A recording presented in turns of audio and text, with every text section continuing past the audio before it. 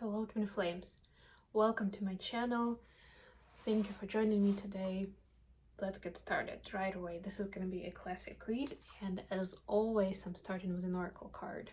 Today it's Alice the Wonderland edition, so let's get a card for Divine Feminines first of all. Hope you guys are doing well.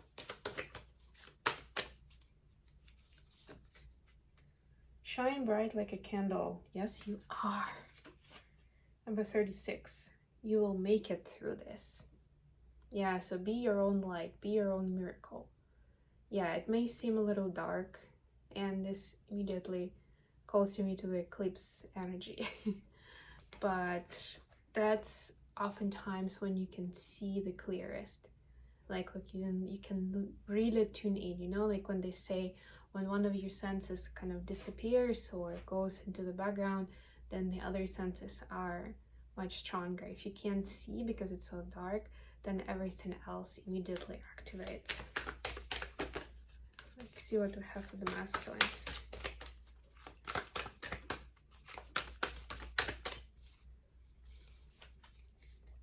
Choices.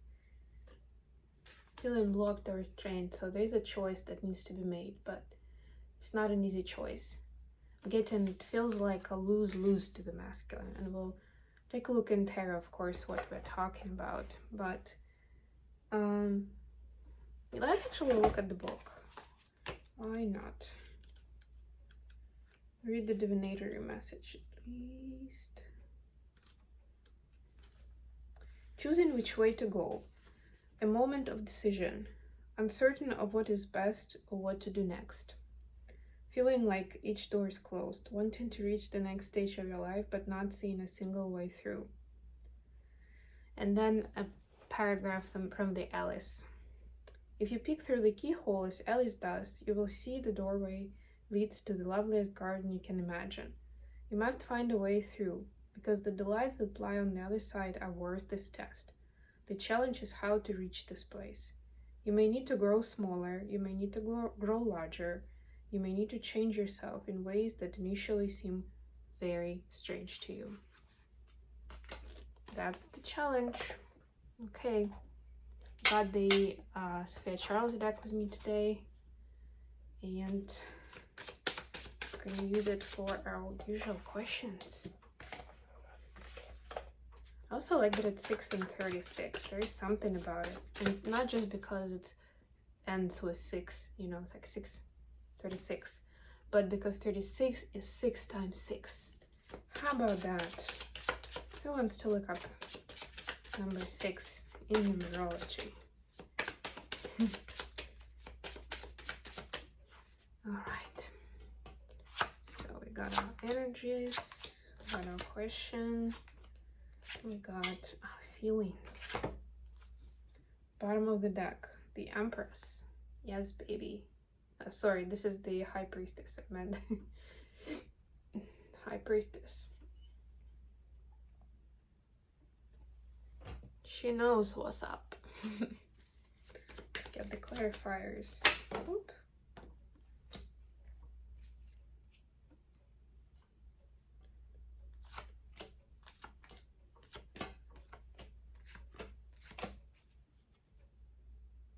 Five of Wands. Yeah, so there is this juxtaposition of energies. There are like two extremes of like very karmic energy, very low vibe, kind of like 3D, not even tense, but like thick energy, you know, and like the 5D. This is almost like I'm sensing the South Node and North Node that are being activated during the eclipse, right? And it's like, do you stay in your comfort zone, what is familiar but doesn't feel good, but it's easy, or you go for that something that is mysterious, that is challenging, but it also feels so like, makes you feel inspired, makes you feel curious, and it's like something is just attracting you so much about it. Very interesting. Okay, let's see what's going on with the feminines. The Tower, clarified by the Hierophant, it kind of has a tower in it as well. To me, at least it looks like that. Two major arcanas. Just pointing out, just saying. Tower, of course, is huge in terms of, things that are, and with the Hierophant behind it, I'm getting that some sort of belief system is getting crushed, is getting like the rug is pulled underneath you.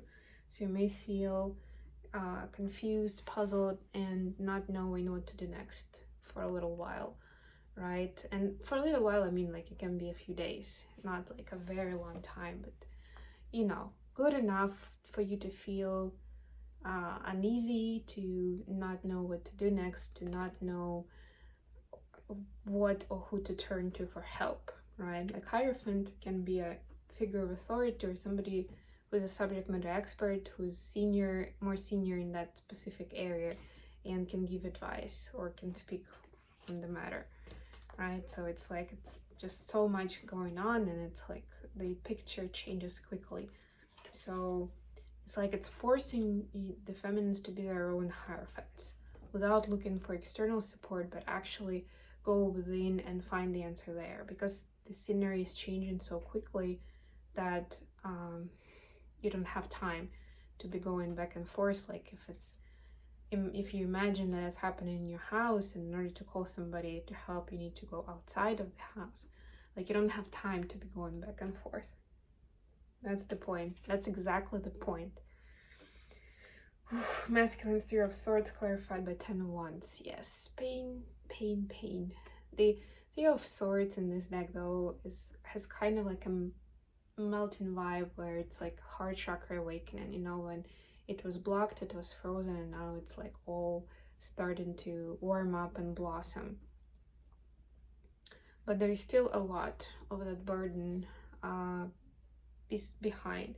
And I think we saw this pattern in the previous reading, where masculines still have so many painful memories about this from the past that they just can't clearly see the path forward with this connection, with this love. And then there's like a list of reasons why, but the main idea is right now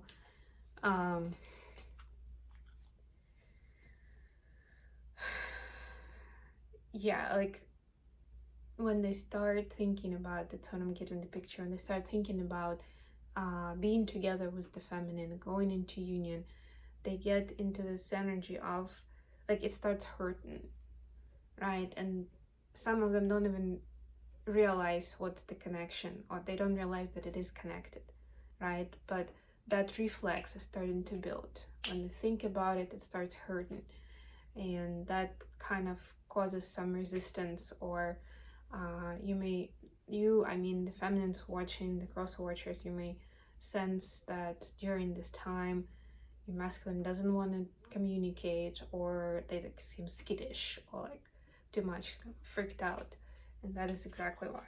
The additional question, the star clarified by the Judgment. Look at what kind of cards we're looking at. It's like, oh my god. Oh wow. Yeah, so mission and purpose. What's the enlightenment around mission and purpose at this time?